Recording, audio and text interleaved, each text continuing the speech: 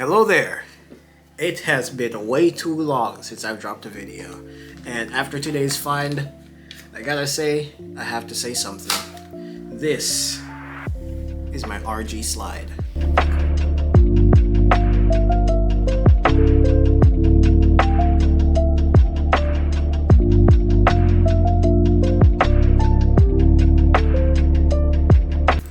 Now if you don't know who I am, my name is Zai. On my channel I'm Z9. And usually I drop shorts, but after today's development with the RG slide and whatnot, after figuring out this, learning what this console was literally yesterday when I saw the Face Marketplace, and do a little research, I feel like I had to make a long video about it because there's so many things that are interesting about it. So you probably don't know what this is. You probably heard of Anbernic though. I feel like if you're seeing this video, you've definitely seen videos of people reviewing systems such as Wolf Den. Wolf Den is you I usually watch review all these little handhelds that happen to come out, the little Android handhelds. And what's so special about this one? Well, personally, this one was $100. And as I said yesterday, I didn't know what the hell it was, but yesterday was when I saw it on Face Marketplace. And if I keep saying yesterday, I'm going to... Let's get past that. What's so special about this? This is a emulator console. What does that mean? It's an Android handheld. I'm sure if you're as old as I am, born in 03 or whatnot, you seen that time and place. If you own the Android, there was some point where they popped up on iPhones where emulators were starting to become a thing. They also started to recently become a thing when Nintendo started doing the price hikes and whatnot. Everybody started jumping back in emulators and iPhones started to hop on the trend.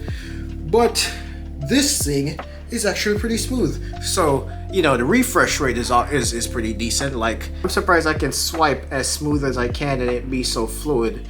Like when you see people put in those aftermarket head units in their cars and it takes forever to lag and swipe side to side. Well, that's low-key what I expected of this, but it is not. This thing has 8 gigabytes of RAM. It's on version 13 of Android. And personally, I don't know anything about Android. I switched from Androids back in 2018 and I got my first iPhone and I haven't really looked back. I mean, I've dabbled in Android systems here and there, but nothing too much to where I say I know enough about the system. But this thing is pretty mint, especially for it being a console. So, me personally, even though it has all these emulators on it, it has from the early Nintendo consoles all the way up to PS2, GameCube, Wii, Vita. It even has Vita. I'm probably never going to use half those emulators. Why? Because I have all of those consoles. I have 2DSs, I have Wii, I have Wii U, I have PlayStation 3. I already have that. I also have a Vita. I don't need to do all of that. But what I like about this personally is that this is capable of doing all those systems. Well, not all of them. This is capable of doing majority of those portable console systems and being in one whole package. And it's also portable. Now, keep in mind, I also do have a Z1 Extreme ROG. It's literally right here. But what makes this different than this? Well, this is a PC. This is a Windows handheld, and Windows likes to have a whole bunch of random stuff hanging out in the background of their system. So while this is running the game, it's also running a million other background Windows applications, and that tends to kill battery. My personal experience while playing this is that any AAA game or just game in general that kicks this system into overdrive, which pretty much every game does, because as soon as you hop on a game you hear it's like PS4 game all over again. But I digress. This gives me a good 30 to 45 minutes of gameplay on any game. If I'm playing a AAA game like Valheim, Mad Max, Batman Arkham Knight, 30 minutes. Now if I'm playing something like a PS2 game, maybe I'll get 45 minutes. And I do have a dock where I can hook this up to a screen, but I try not to keep my systems addicted to the charger, because that sort of ruins the experience. Because what's the point of having a portable console if it's always docked to the wall? There's no point in that. So this, I've been playing with this all day. I got this at 12 p.m. Would that be 12 p.m.? I got this at 12 p.m. and it is now almost 8, 15 minutes to 8. And I got this at 80%, and I've been playing the Wii. I've been playing a little bit of Shadow of Colossus. I've been playing a little bit of GTA San Andreas, and this thing is only at 33%. Now tell me, isn't that something special?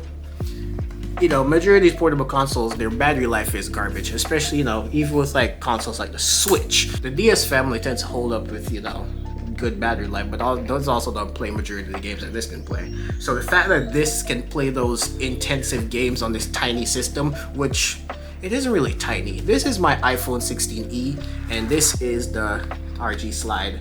You know, it's a little bit wider, but you know, so you also have this form factor where you flip it out, and then it's pretty much, yeah, it's like a fat phone. It's like two phones in one. And the first person I watched review it, I think their name is LGR. I'll link their video in the description.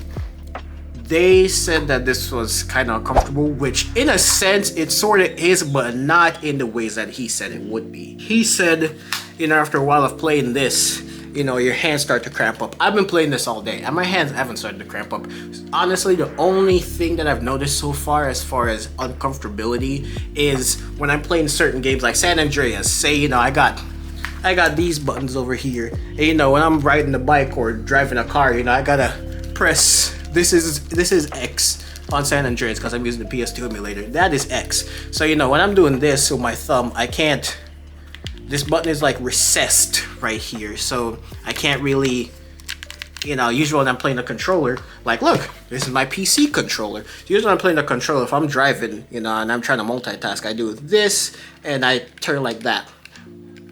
But I can't do that on this because the buttons are so recessed that it's kind of impossible, which is my only gripe, but it's a workaround. It's nothing impossible, it's just a little thing. And you know, also in LGR's video, he kind of said that this is uncomfortable and that the Steam Deck is a little bit more comfortable. I personally had a Steam Deck. I didn't really like it, so I feel like that's to each their own. That's why I got the ROG. The thing that I don't like about the Steam Deck is these things are to the side of these things. So I gotta get button and then, or analogs and then button. I don't like that. I like my separation, you know, analog up here, buttons down here, you know, little separation. Them being behind each other kind of puts a little divide in the thing. But this is a really good console.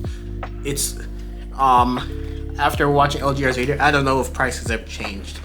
Officially, after taxes, tariffs, and all of the shipping and whatnot, this thing could run you about 200 bucks. I got this for 100 off Face Marketplace. Now, can you get lucky personally getting something like this off Face Marketplace? Maybe, but also maybe not. You gotta remember that these Android handhelds are kind of obscure in nature. They're a little niche. Yes, everybody sort of knows about one or two, and everybody knows about AY and Thor. Now that is $700 to $800 console. Not everybody has $700 to $800 to, you know, just relive the memory of playing, you know, the Wii or the PlayStation 2 or the GameCube. Not everybody has that money to drop an older system, but you can buy an official console that's able to run that. Probably not as good graphics, but you can buy an official console that's able to run that for less money, a third of the price.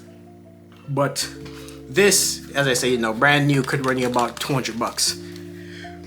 Though, maybe you could get lucky, go on Facebook Marketplace, find a version of Anbernic. The beauty of Anbernic is they have a bunch of these consoles. They have different variations. You have the Slide, you have ones that look like the DS, you have ones that look like 3DS. You also have ones that look like a Vita, and so on and so forth. They have a copy of everything. You even have ones that look like the Game Boy SP that can run up to PS2 games also. So if you're a little iffy on this specific one, you have a bunch of variations. Go on the website, take a look. They're not expensive. This one is, you know, as I said, 200 bucks after everything is said and done. But a lot of them haven't even touched 150 as far as like the selling price and whatnot. So you can go have a gander, you can go have a look. Take a little time to research a console, see what they're capable of, because even though majority of them are Android handhelds, not all of them are able to play what this one can play, and I personally really like this console. Now, will I be using this console over all my other handhelds? Yes, because as I said, they come everything that I've bought, you know, little itty bitty pieces such as consoles and modding and all that jazz. It's all in this, and all the applications, the all the emulators come preloaded on this. You just gotta figure out the ROMs. And if you know anything about ROMs, you already know where to find them. So you do your research. You know, do a little investment and figure out if you'd want something like this. Forgive all my fingerprints on this. I'll clean it out after. But this is a really good console, and I'm gonna be having the time of my life playing this thing. So until next video, or until next couple months when I feel like uploading a video again, I appreciate y'all, and peace. Z9 out.